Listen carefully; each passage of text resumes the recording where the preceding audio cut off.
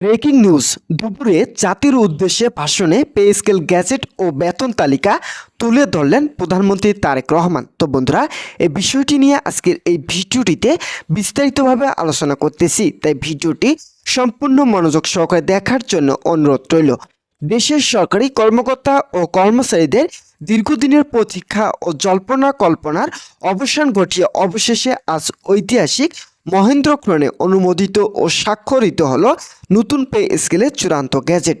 আজ দুপুরে জাতির উদ্দেশ্যে দেওয়া এক বিশেষ ও তাৎপর্যপূর্ণ দূরদর্শিতা সম্পূর্ণ ভাষণে এই নতুন পে স্কেল, গ্যাজেট ও বিস্তারিত বেতন তালিকা দেশের আপামর জনসাধারণের সামনে আনুষ্ঠানিকভাবে তুলে ধরেছেন প্রধানমন্ত্রী তারেক রহমান।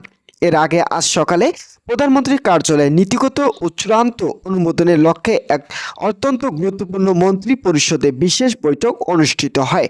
উক্ত উচ্চ পর্যায়ে বৈঠকের সঙ্গে প্রধানমন্ত্রী তারেক রহমান, অর্থমন্ত্রী এবং সচিব কমিটি প্রধানসহ পে কমিশনের সদস্যবৃন্দ এবং দেশের শীর্ষ আমলারা উপস্থিত ছিলেন। বৈঠকে সচিব কমিটির প্রস্তুতকৃত চূড়ান্ত পে স্কেল খসড়াটি অত্যন্ত যাচাই বাছাই করা হয়। দীর্ঘক্ষণ ধরে চলা এই সূক্ষ্ম মূল্যায়নের প্রতিটি ধাপ সম্পূর্ণ হওয়ার পর খসড়া প্রস্তাবনায় কোনো প্রকার জটিলতা বা ত্রুটি না থাকায় প্রধানমন্ত্রী ও অর্থমন্ত্রী যৌথভাবে নতুন পে স্কেলের মূল গ্যাজেটে ঐতিহাসিক স্বাক্ষর প্রদান করেন। এই যুগান্তকারী স্বাক্ষরের মাধ্যমে প্রজাতন্ত্রের কর্মচারীদের জন্য একটি নতুন অর্থনৈতিক দিগন্তের সূচনা হলো, যা অত্যন্ত দ্রুততার সাথে আজ বিকেলে গ্যাজেট আকারে প্রজ্ঞাপন জারি প্রকাশ করা হয়েছে। সরকারি সূত্র নিশ্চিত করেছে যে আজ সন্ধ্যার মধ্যেই অর্থ মন্ত্রণালয়ের অফিসিয়াল ওয়েবসাইটে এই পূর্ণাঙ্গ গ্যাজেটের ডিজিটাল অনুলিপি সাধারণ মানুষের পরিদর্শনের জন্য উন্মুক্ত করে দেওয়া হয়েছে। তো বন্ধুরা, ভিডিওটি এই মুহূর্ত পর্যন্ত এসেও যারা এখন পর্যন্ত আমাদের এই চ্যানেলে নতুন সদস্য রয়েছেন তাদেরকে সাবস্ক্রাইব করার জন্য অনুরোধ রইল।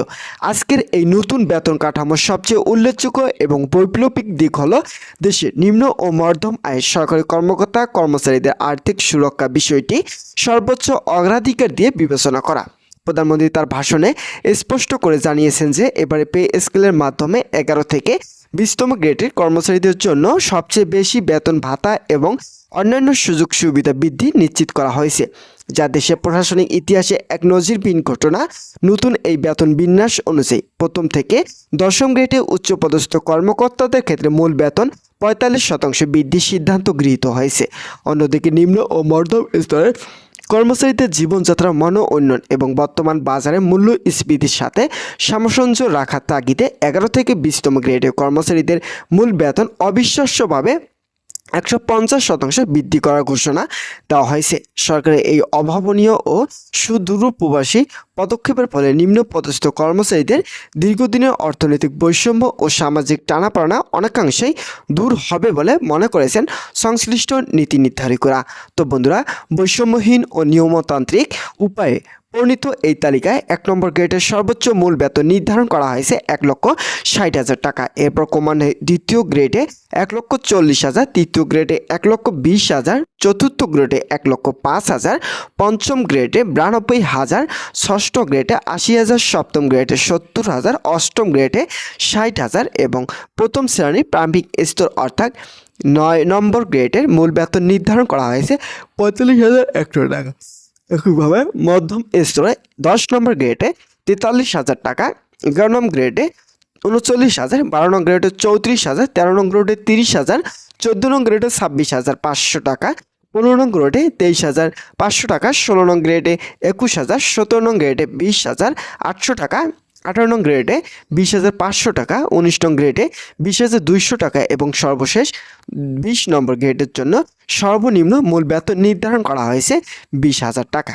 তো বন্ধুরা, ঘোষিত এই নতুন পে স্কেল আগামী 1 জুলাই থেকে সম্পূর্ণ কার্যকর করা হবে বলে সরকার প্রধান তার ভাষণে দেশবাসীকে আশ্বস্ত করেছেন। তবে রাষ্ট্রীয় কোষাগারের উপর হঠাৎ করে বিশাল আর্থিক চাপ সুষমভাবে বন্টন করার লক্ষ্যে এবং অর্থনৈতিক ভারসাম্য বজায় রাখতে এই নতুন পে স্কেলটি মোট 2টি ধাপে বা পর্যায়ে বাস্তবায়ন করার সুনির্দিষ্ট কৌশল গ্রহণ করেছে সরকার।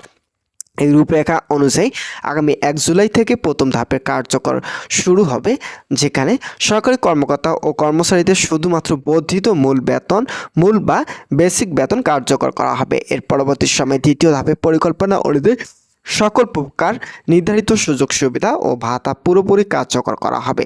ভাতার এই পুনর্বিন্যাসের ক্ষেত্রেও সরকার নিম্ন গ্রেডে কর্মচারীদের প্রতি বিশেষ দৃষ্টি দিয়েছে এবং ব্যাপক উদারতার পরিচয় দিয়েছে।